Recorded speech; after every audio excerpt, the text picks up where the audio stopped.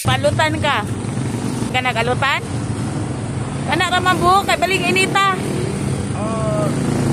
Katol kayo ng uban. Katol kayo ng uban. Kuha na to ng buhok. Kanang bungot di hara.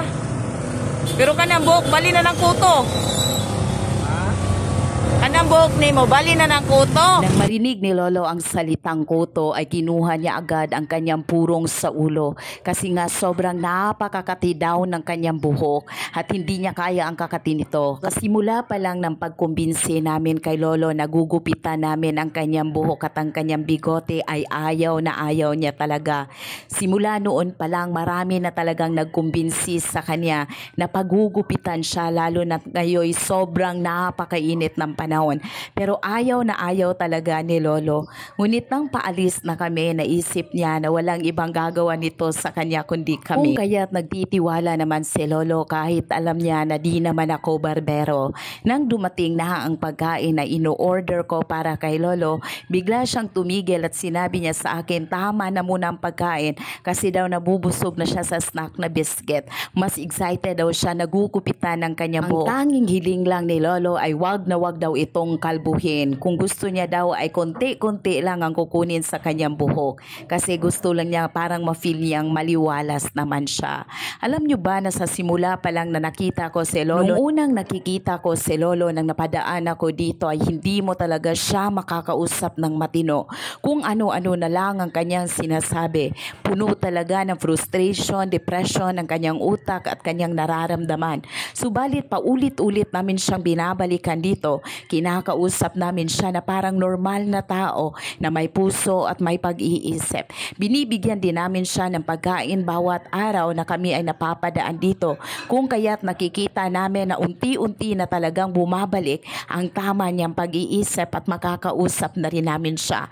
Nakikita din namin na confidente si Lolo sa amin na para niya kaming mga apo na kausap lang at nagtitiwala talaga siya sa amin. Kung kaya't sa hapong ito ay pinagtiwala niya sa amin ang paggupit ng kanyang buhok.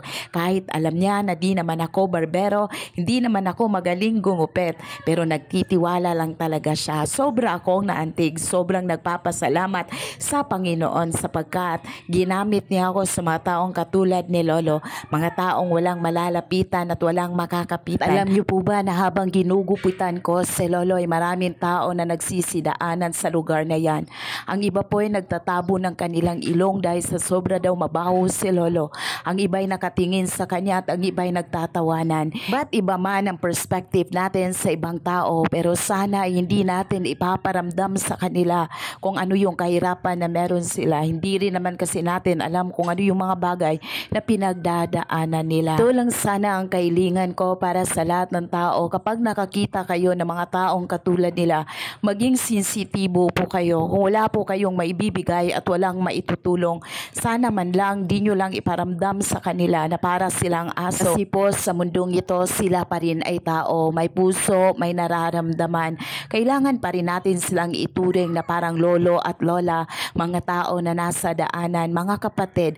Kasi sa mundong ito magkatulad lang naman po tayo na nilikha ng Diyos. Mayaman ka man o mahirap o anumang bagay na meron ka, dapat mo yung pinapalagan at pinapasalamatan at gagamitin mo yon sa pagtulong sa iba. Huwag na huwag kang mag-alala kasi yung mga bagay na ginagawa mo sa kapwa mo tao ay siya ring babalik sa'yo.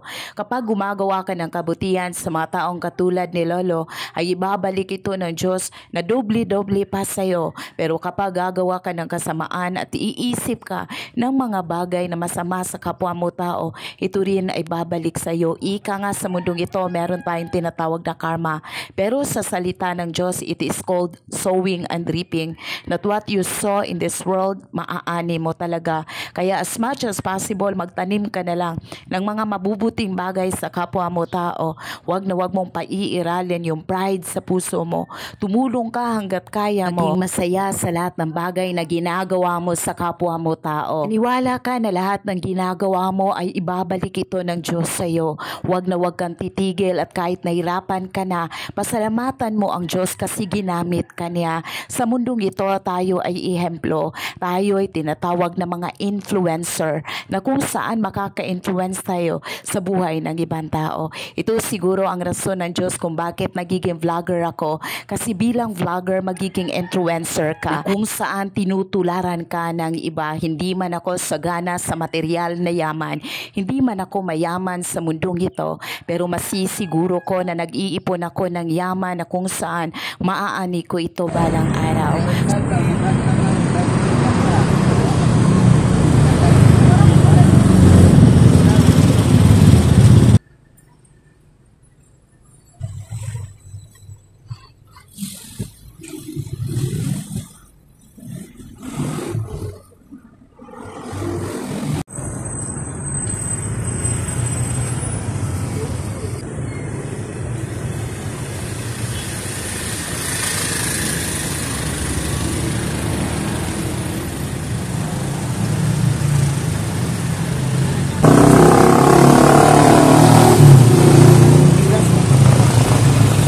Lolo, kung makita mo man ang videong ito, humingi po ako ng pasensya sa inyo from the bottom of my heart.